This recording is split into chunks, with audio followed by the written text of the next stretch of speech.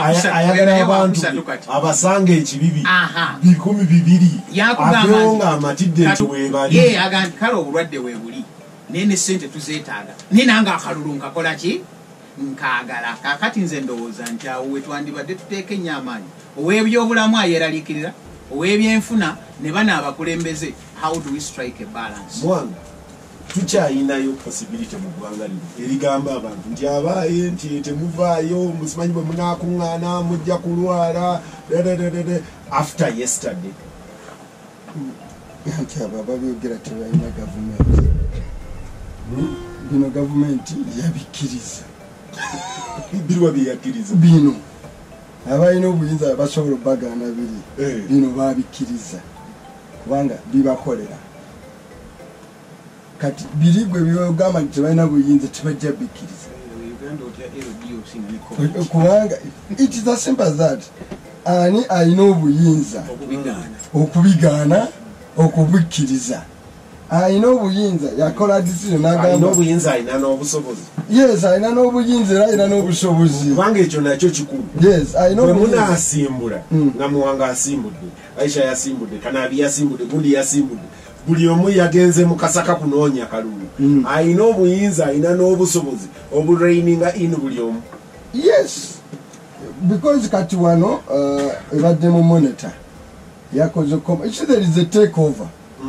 Naganti kakati babakola communication agamba amagye naki mugende mukwatagane na RDC. RDC naga ne motoka za government zonna eziriyo zibajjeeko oziteke for this operation. Nagamba nti ya deploying artillery. These are not simple matters. Tugenze in a seemingly civic election overruling party. Akarulu kano ka ruling party. Ekyokubiri kyolina okwebuuza nti ki ekyabadde at stake mu ruling party.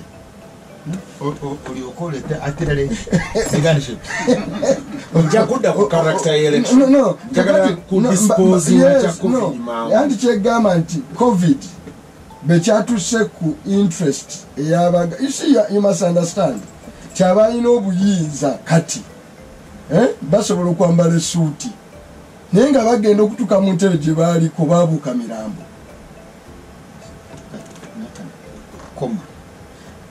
Last week, I get the kutaka. Remember? I didn't know we override. Da, Tawanikanda. Na yoli ateme miti, but ateme miti future wow. But eno abantu bola babanja wona itakabali tema. Invest atasobola kukola yo. What happens baba fenywenja? Can't you say to be grand? So problem jemade ndeka kugamba Peter nti sometimes bosanga Muwanga nga yambadde suit mutegedenze twaliwo last week bosanga bosanga Peter bebakusanga ngo yambadde you see olutalo lwa Luweero olutalo lwa Luweero agamba nze mu ntegeera yange nti akawuka kalina gwe kayambako okukendeeza ku bantu afune landi y'abayunivesiti. Muntegera y'Afrika siri ey'omukalabanda ey'omwalimu ey'omukalabanda. So at the end of the day oteeka okuunderstandinga nti abakufuga how much do they value life bekituuka okusigala mu buyinza oba okubufuna oba okubulemeramu. They never valued life nga babujjamu ng'ate omaze n'obutukamu ng'otegedde entebe beewooma n'olowooza nti bajja kudabaga nti waliwo awo abantu ng'omutwalo baafa bameka nga bajja. Kati bakafa bameka baali bajja. You see, be baali bajja 500,000 people. No, be baali bajja, by the way, be baali bajja 500,000 people, but baafa nga bajja okukwata obuki obuyinza. Kakati gwe mbuulira bekituuka nti baagala kubusigalamu nga ebakola ekibala nti ndowooza abantu nga2,000 bajja kufa.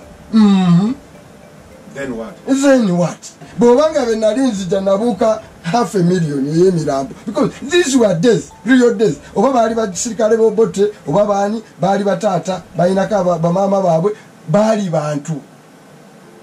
That is how savage people can be. Kakati, and those are the people who govern you. Tulowooza nti baafunayo omwoyo omulala oba baakulanga emisota gino egimera omitwe egyokubiri. Mwanga Kibombi nze nkutegeera as Mwanga Kibombi kati kangende ku muntu we Butambala gwogambye yesterday Joe covid etta tobeera na muno ku Lusegere, right? Kati oli aleesa akalulu under the crowd.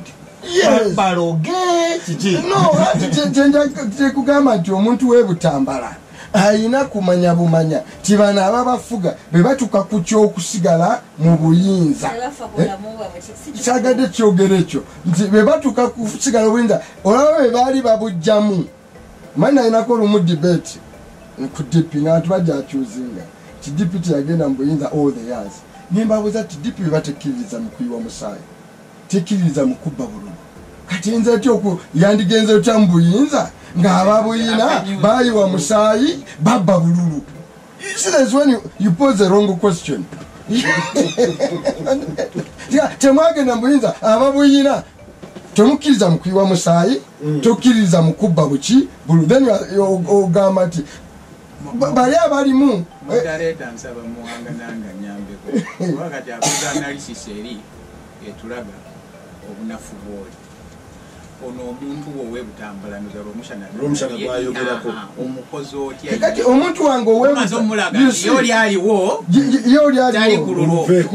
Yes kati ye omuntu owe Butambala era yebadde message yange gwe embaga y'omwana wo tusobola kugisazaamu bw'oba tusobodde gisazaamu bemubeera abatono bafumbirwa tabeerayo kati ng'abasiraamu abeewaffe really nike yaffe ogimanyi kati n'eddiini yaffe gye tusoma bino ebya crowd tebiriiwo kati yes kati omuntu Mwanga Kibombi ndowooza either obuze oba nze mbuze zisoogera ku Butambala as a constituency mbali gyetaza an example because abantu baffe baziise scientific abantu baffe baziise bakoze weddings ziri scientific.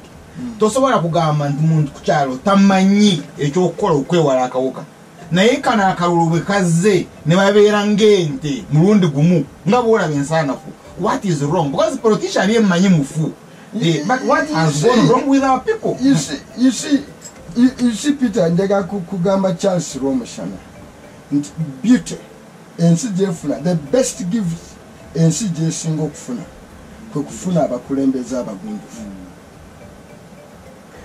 The worst curse kwe kufuna abakulembeze abatali bagunjufu. So what we are talking about is simply a question of how yes tukungula how civilized are your leadership across the board. Ono achambade na ino talo lunene nnyo and have been accused failure of attending a function mu COVID and have not attended any. Similideko na town wadeji but it's me alone. Atachiri costly era baga omusajja COVID okuvala yajja tajjanga kwano kuzika tukoze emikolo gyaffe talabika.